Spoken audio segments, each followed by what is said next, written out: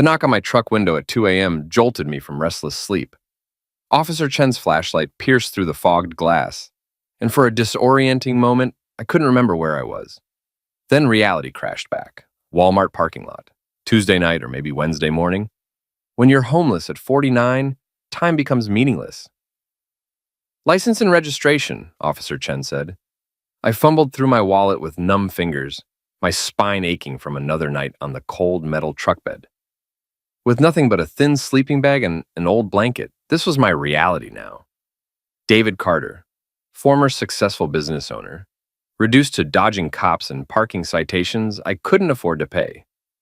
This was my fourth violation in 8 days. Officer Chen appeared young, perhaps 35, with sympathetic eyes that seemed genuinely apologetic about rousing me from sleep. He returned to his patrol car while I monitored him through my side mirror. Standard procedure. I'd experienced this routine multiple times before. But then something shifted. He leaned toward his computer screen, squinting intensely. He typed rapidly, waited, then abruptly stood straight up. Even from 50 feet away, I observed his entire body language transform. He grabbed his radio and spoke with obvious urgency. When he approached my truck again, his hand rested deliberately on his holstered weapon.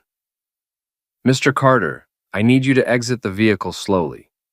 Keep your hands visible at all times. My pulse accelerated. Officer, what's the problem? It's just a parking violation. I'll relocate the truck immediately.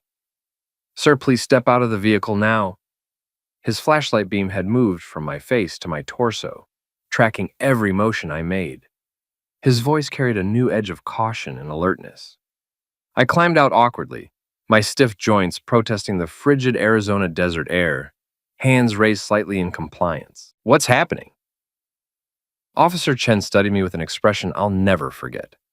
Fear mingled with profound confusion, as though he'd accidentally stumbled onto something far beyond his jurisdiction. Mr. Carter, when I processed your license information, a federal flag appeared. From 1907, there's a Homeland Security notification requirement on your file. The flag indicates you're a subject of interest. File date is August 12, 1907. They're requesting your precise location. Someone's being dispatched now. I need you to sit on that curb and remain stationary. My hands began trembling as I processed his words. 1987. That was 37 years ago. I was 12 years old. The year Uncle Stephen died, in that suspicious single-vehicle accident. The same uncle who'd bequeathed me his deteriorating Chevy truck, the vehicle I'd eventually use to launch my landscaping enterprise. But Uncle Stephen had always maintained secrecy about his government employment, consistently deflecting inquiries with vague humor about bureaucratic pencil pushing.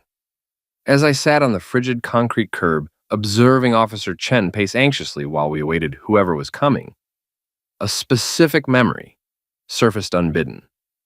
My ex-father-in-law, Leonard Morrison, had reacted strangely years ago at a family gathering when he discovered my connection to Stephen. Stephen Carter from Fort Huachuca? He'd asked, his face draining of color. After I confirmed the relationship, he'd whispered something urgent to his son Scott, and from that moment forward, Leonard had regarded me with barely concealed hostility mixed with something else. Fear, perhaps. 25 minutes later, a black Suburban with government license plates entered the parking lot. No emergency lights, no dramatic entrance. Just the silent arrival of federal authority. Agent Harper emerged from the vehicle, her credentials reflecting the overhead streetlight as she approached with purposeful strides. She wore a dark suit despite the early morning hour, radiating professional competence. David Carter? She inquired, though her expression confirmed she already possessed the answer. Son of Frank Carter, nephew of Stephen Carter? Yes, ma'am, I responded. She examined me thoroughly for an extended moment, this disheveled middle-aged man in wrinkled clothing who'd been sleeping in his vehicle, and something in her stern expression softened marginally. Mr. Carter, we've been actively searching for you for 37 years. Your uncle left something behind before his end, something of critical national importance. I believe the circumstances that have you sleeping in this parking lot instead of your home are directly connected to what he uncovered in 1987. She extracted a tablet from her briefcase, navigated through multiple security screens, and displayed a photograph. Uncle Stephen in military uniform, positioned alongside several men I didn't recognize. But in the background, barely visible, yet unmistakable, stood a considerably younger Leonard Morrison. Your former father-in-law isn't merely a retired banking executive, Mr. Carter. Your uncle didn't perish in an accident.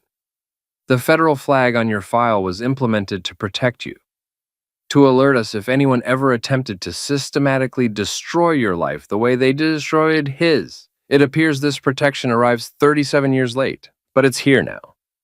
My entire body went cold, and it wasn't from the desert night temperature. Everything suddenly made horrifying sense.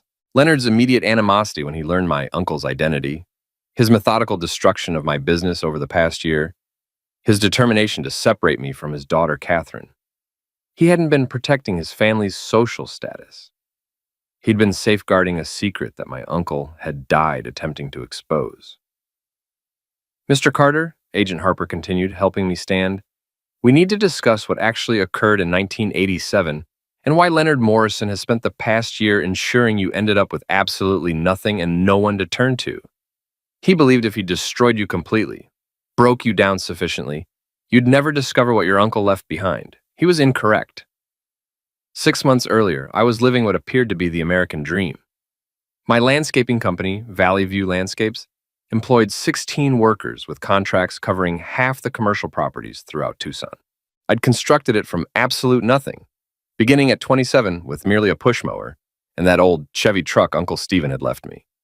22 years of 16-hour days laboring through 100-degree summers and freezing desert winters had finally yielded results. I'd established a reputation as Tucson's most dependable landscaper, the contractor who appeared when promised and consistently delivered quality work. Valley View Landscapes was my pride, my legacy, my proof that hard work and integrity mattered. Catherine and I had been married 24 years. We'd raised 2 exceptional children in our 4-bedroom house in the Catalina foothills, complete with white stucco walls and red tile roof that proclaimed successful middle-class Arizona family. Brandon was 22, completing his business degree at Arizona State University, and Emily was 19 in her second year of nursing school. They were outstanding kids, intelligent and hardworking, everything a father could hope for. But tension with Catherine's family existed from our first meeting. Leonard Morrison made crystal clear I wasn't what he'd envisioned for his only daughter.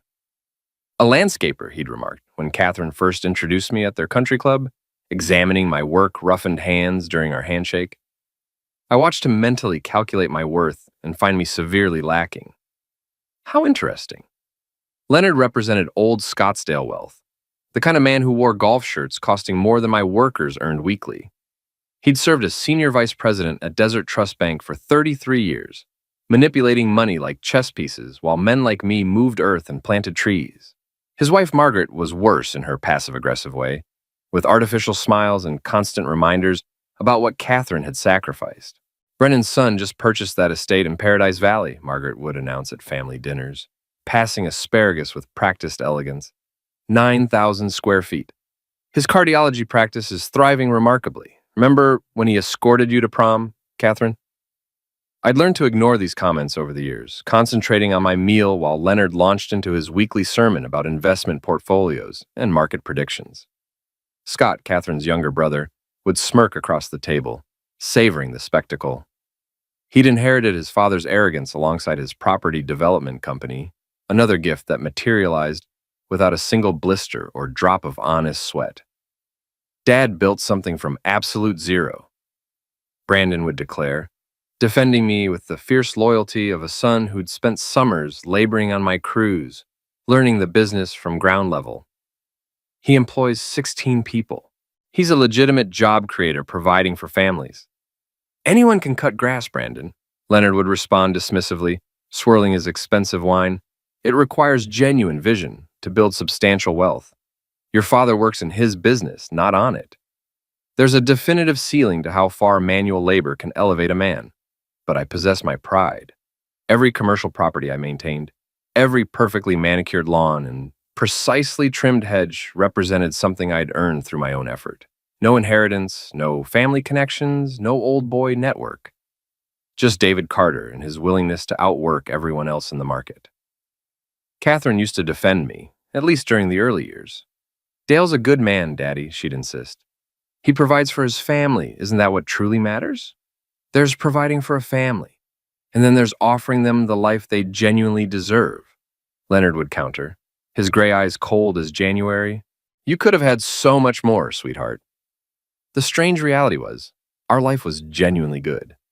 We vacationed in San Diego every summer, maintained 2 reliable vehicles in our garage, and never worried about paying bills. I coached Brandon's Little League teams for 10 years and never missed one of Emily's dance recitals. We had friends, weekend barbecues, date nights at local restaurants where owners knew our names. It was an authentic life, a solid life constructed on honest work. But Leonard had planted seeds of doubt in Catherine's mind, watering them consistently with comments about what she was missing. Every family gathering became an exercise in subtle humiliation. He'd introduce me to his golf associates as Catherine's husband who does lawn work, with the same tone you'd mention someone had a drinking problem. Margaret would seat me at the far end of the table during holiday dinners, physically positioning me on the periphery of their family circle. The last normal day of my existence was a Thursday in March. I'd just secured a contract to maintain the grounds at a new medical complex. My biggest deal ever. I arrived home with champagne, prepared to celebrate this milestone. Instead, I discovered Catherine, sitting at our kitchen table with her parents, legal documents spread before her. Leonard looked up at me with something I'd never witnessed in his eyes before. Pure victory. David, Catherine said, her voice strange and unnaturally formal, we need to discuss our future. Everything began unraveling the day Leonard retired from his position as Senior Vice President at Desert Trust Bank. It should have been a celebration, his golden years finally commencing after 4 decades of moving money through the desert economy. But retirement gave him something dangerous, unlimited time and purpose focused entirely on fixing his daughter's life. He began appearing at Catherine's real estate office every morning with coffee and poison. You're 47 years old, living beneath your potential, he'd tell her while reviewing her property listings. Examine these homes.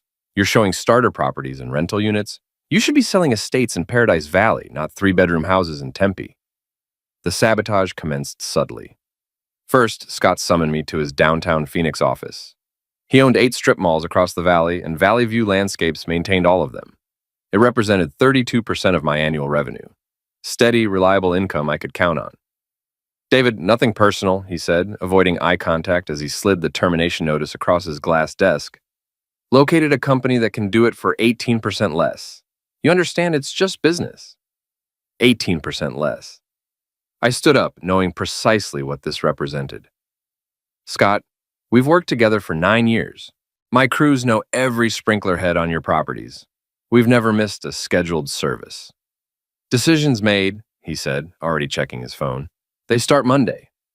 I lost $350,000 in annual contracts in one 15-minute conversation. But that was merely the opening move. Within 2 weeks, my business line of credit was frozen for routine review. Desert Trust Bank had been my lender for 16 years, never missed a payment. Perfect credit history. I don't understand, I told the branch manager. I have payroll due Friday. These reviews are standard procedure, Mr. Carter. Should be resolved in 4 to 6 weeks. 4 to 6 weeks. I had 16 employees depending on paychecks, 16 families to feed. I emptied my personal savings to cover 2 payroll periods, maxed out credit cards for the 3rd. But by week 4, I was forced to start terminating people. Carlos, I'm so sorry, I told my foreman, who'd been with me 9 years. The moment this banking situation gets resolved, you're my first call. It's not your fault, boss, he said, but I saw the worry in his eyes. He had 3 kids and a mortgage. Meanwhile, Leonard was working on Catherine with surgical precision. He'd bring by real estate listings for million-dollar homes, casually mentioning how her friend Jennifer had just married a commercial developer. Remember Nathan Wolcott from the country club, he'd say? His construction company just secured the airport expansion contract. He inquired about you the other day. Recently divorced, you know. Catherine started arriving home later, skipping dinners, avoiding conversations. She'd stopped wearing her wedding ring, claiming it interfered with her typing. When I confronted her about it, she turned cold. Maybe Daddy's right, she said. I've been considering this for years, David. You're a good man, but you'll never be good enough for this family. Look at our friends. Look at their lives. We're stuck in the same place we were a decade ago. Stuck. We were raising two exceptional kids. We owned our home outright. We took vacations. What more did she want? More, she said simply. I want more. The divorce papers were filed 2 weeks later. The prenuptial agreement Leonard had insisted on before our wedding was ironclad. He'd paid for the lawyer back then, told me it was just intelligent business to protect both parties. Now I understood. It was a trap set 24 years ago, patiently waiting to spring. Without business income and with my credit frozen, I couldn't afford a decent attorney. Catherine received the house, both vehicles, in primary custody. I got 72 hours to vacate and supervise visitation rights that Leonard's lawyer friend ensured were deliberately humiliating in their restrictions. Dad, why can't you just come home? Emily asked during one of our coffee shop visits, Catherine waiting in her car outside like I was some kind of threat. It's complicated, sweetheart. Your mom and I just need some space to figure things out. But Leonard wasn't finished. He ensured every commercial property owner in his extensive network knew that Valley View Landscapes was unreliable and experiencing serious financial difficulties. My remaining contracts evaporated within 4 months. I went from successful business owner to sleeping in my truck, showering at the YMCA, and relocating between parking lots to avoid police attention. The final humiliation occurred when I confronted Leonard outside his country club. You did this, I said. You systematically destroyed my life. He didn't even pretend to deny it. I told you 24 years ago you'd never be good enough for my daughter, David. Some men are meant to rise. Others are meant to maintain their lawns. You should have stayed in your place. My place? I'd built a business from nothing. I'd raised a family. You played in dirt, he said, adjusting his golf glove. And now you're back where you belong, in the gutter. That night in the Walmart parking lot when Officer Chen processed my license, I expected another ticket I couldn't pay, perhaps even jail time for the accumulated fines. I was ready to surrender entirely. 3 weeks earlier, I'd sat in this truck with my father's old revolver in my lap, wondering if everyone would be better off without me. The only thing that prevented me was thinking about Brandon and Emily discovering their father had quit on them. But when Chen mentioned the federal flag from 1987, something clicked in my memory like a key turning in a rusty lock. 1987? I asked, my mind racing through old memories. Officer, I was 12 in 1987. I've never even had a speeding ticket before this year. Chen examined his computer screen again, scrolling through information I couldn't see. Sir, this flag is connected to a Stephen Carter. Relation? My uncle, Stephen. The name hit me like ice water. He'd died in August 1987, leaving me his beat-up Chevy truck, the same vehicle I'd used to start my landscaping business. But Uncle Stephen had always been mysterious about his work, deflecting questions with vague comments about serving his country in ways most folks wouldn't understand. He was my uncle, I said slowly, pieces of a puzzle I didn't know existed starting to form. Died in a car accident that year. Single vehicle, hit a tree on a straight road. Mr. Carter, I need to make a call, Chen said, stepping away from my truck but maintaining visual contact. I watched him speak urgently into his phone, his free hand gesturing as he explained something. 25 minutes later, the black Suburban arrived. Agent Harper was nothing like the federal agents you see in movies. She was calm, methodical, and treated me with unexpected respect despite my current circumstances. David Carter, I'm Agent Harper with Homeland Security. We've been searching for Stephen Carter's next of kin for 37 years. She pulled out a tablet, entering passwords and navigating through secured screens. Your uncle wasn't just military intelligence, Mr. Carter. He was part of a classified operation that uncovered a major Soviet spy ring operating through American financial institutions in the 1980s. Soviet spies in Arizona? Not just Arizona, nationwide. They were using banks to launder money and steal financial intelligence. Your uncle identified the network, documented everything. He was 2 days away from testifying to a federal grand jury when he died in that accident. She handed me the tablet showing declassified documents with heavy black redactions. But what remained visible made my blood run cold.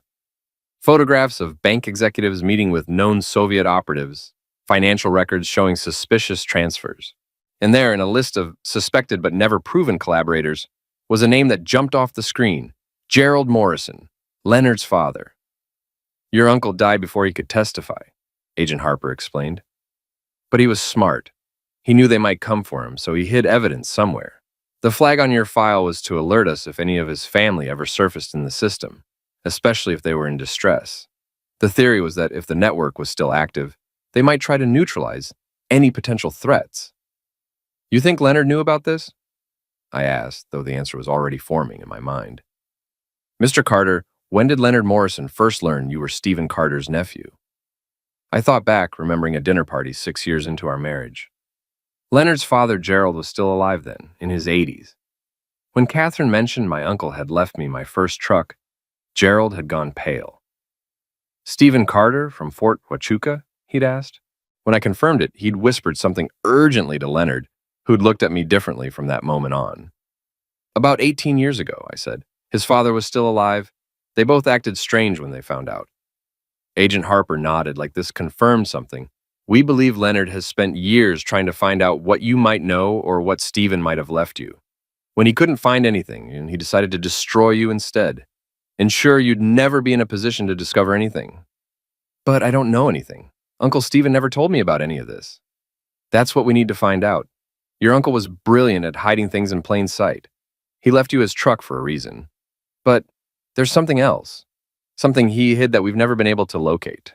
We think Leonard's recent escalation, this systematic destruction of your life, means he believes you're close to finding it, even if you don't know it yourself. She stood up, offering me her hand. Mr. Carter, we need your help. Help us find what your uncle hid, and we'll help you get your life back. More importantly, we'll expose what Leonard Morrison and his family have been hiding for 40 years. For the first time in 6 months, I felt something other than despair. It was purpose mixed with the growing realization that my uncle had been trying to protect me all along, even from beyond the grave. The next morning, Agent Harper and I drove to my father's house in Phoenix. Dad lived in the same ranch-style home where I'd grown up, still maintaining it perfectly despite being 74. He'd kept Uncle Stephen's belongings in storage all these years, boxes stacked in the garage that I'd never bothered to examine. Stephen was paranoid those last few months, Dad said, pulling dusty boxes from metal shelving. Kept saying someone was following him, tapping his phone. I thought it was the stress from his government work. We spent 3 hours going through everything. Military uniforms, old photographs, letters from his army days. Then, in a battered army footlocker, Agent Harper found something unusual. The bottom seemed too shallow compared to the exterior depth.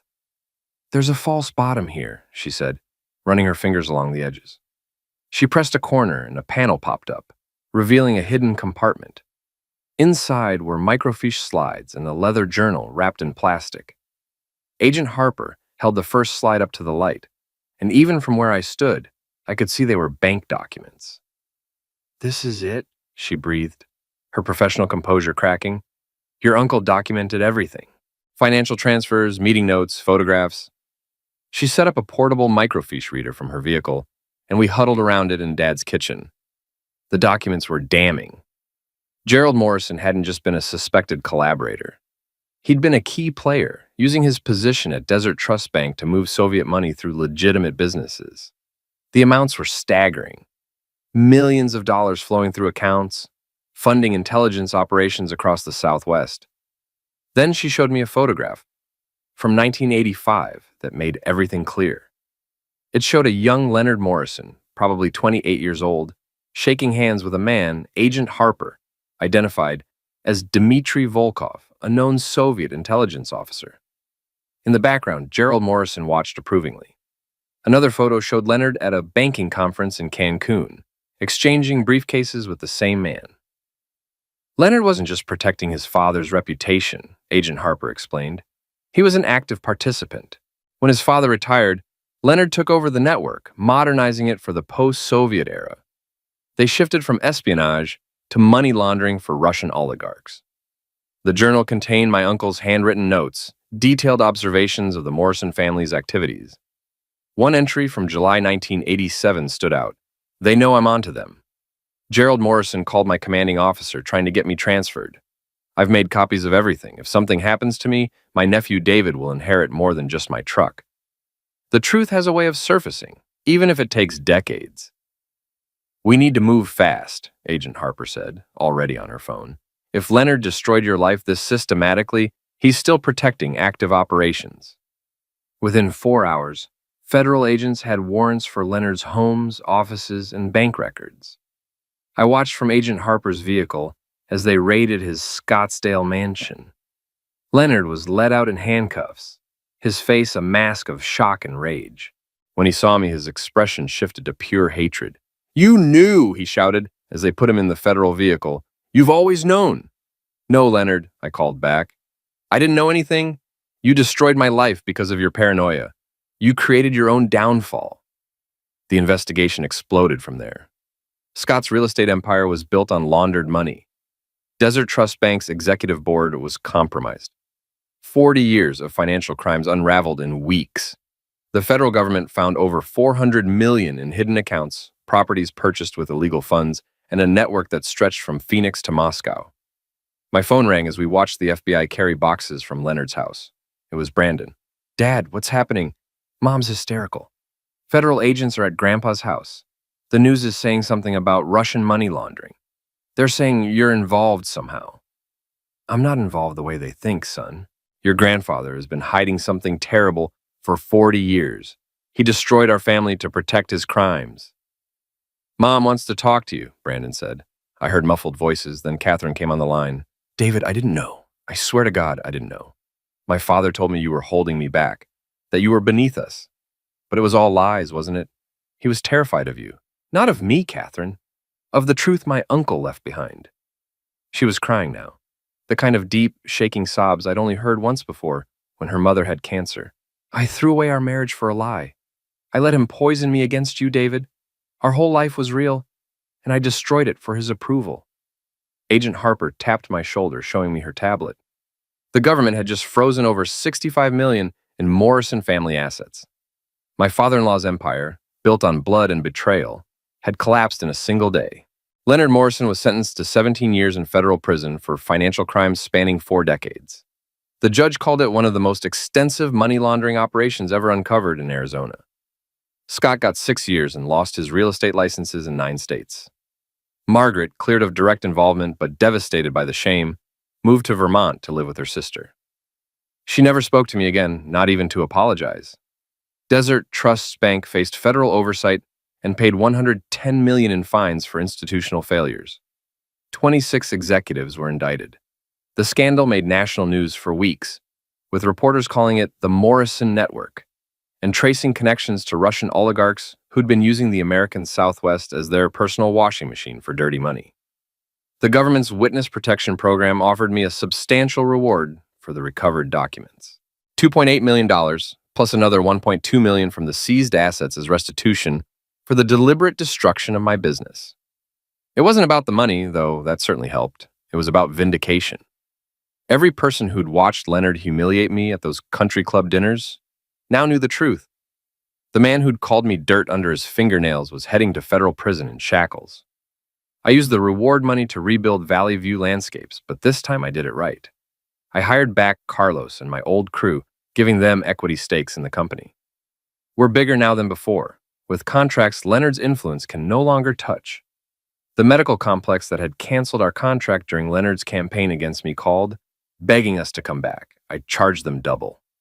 "Dad, you were never not good enough," Emily told me over dinner 6 months later after Leonard's sentencing. "They were the ones not good enough for you. Grandpa was a criminal hiding behind his money." Brandon changed his major from business to criminal justice, inspired by Agent Harper and the investigation.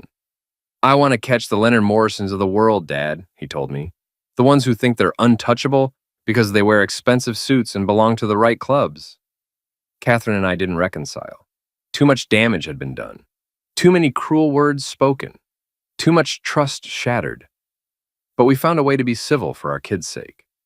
She admitted her father had been feeding her lies for years, slowly poisoning her against me like arsenic in small doses.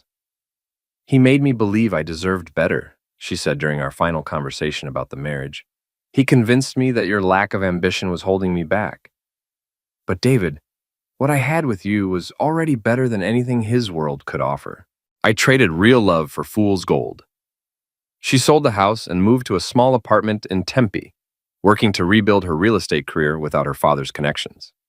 The last I heard, she was doing well, focusing on helping young families find their first homes instead of chasing luxury listings. Officer Ramon Chen and I became unlikely friends. We meet for beer once a month at a sports bar downtown. "You know, Mr. Carter," he said one evening, "that night I pulled you over, I almost didn't run your license. Something told me to check. Maybe it was instinct, maybe it was something else. That something else might have been Uncle Stephen watching over me. I'll never know for sure. But I like to think he was waiting all those years for the right moment, for justice to finally come calling. He died protecting America from enemies hidden in plain sight, and 37 years later, his nephew finished the job. I still drive trucks, still work with my hands, still come home covered in honest dirt. But now I know the truth. Leonard Morrison didn't try to destroy me because I wasn't good enough. He tried to destroy me because he feared I might be exactly good enough to expose what his family really was. The landscaper he mocked for playing in dirt had been sitting on top of buried treasure all along, the kind that could bring down kingdoms built on lies. My story isn't about revenge or even justice, really. It's about truth having patience, about how secrets buried in the desert have a way of surfacing when the time is right. It's about understanding that sometimes the people who tell you you're not good enough are really just terrified that you might be better than them in every way that matters. The men who maintain the lawns, who build with their hands, who earn their calluses and wear their sweat with pride, are the backbone of this country. And sometimes we're also the ones who end up keeping America clean in ways nobody expects.